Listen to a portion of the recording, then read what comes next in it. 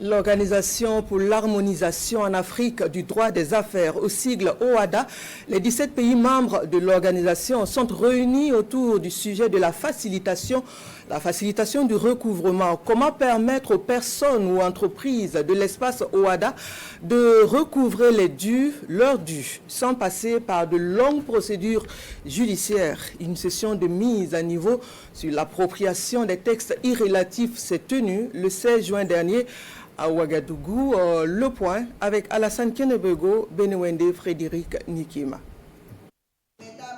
Depuis février 2024, un nouvel acte uniforme portant organisation des procédures simplifiées de recouvrement et des voies d'exécution est en vigueur dans les 17 pays membres de l'OHADA. Il s'agit de l'Organisation pour l'harmonisation en Afrique du droit des affaires, dont le Burkina Faso est un État membre.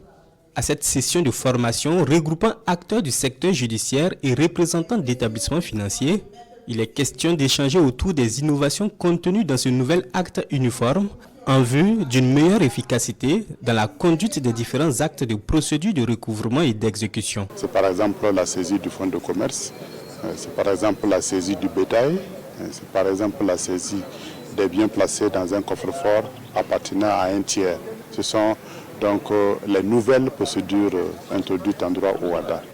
Mais au-delà de ça, il y a beaucoup de dispositions qui ont été modifiées, qui ont connu donc des enrichissements. Et il est indispensable que tout ceci fasse l'objet d'échanges entre praticiens du droit. L'acte uniforme dans ces nouvelles dispositions entend également remédier au manque d'engouement pour la procédure d'injonction de payer, ainsi qu'à la difficulté pour les créanciers d'accéder aux informations sur le patrimoine de leurs débiteurs.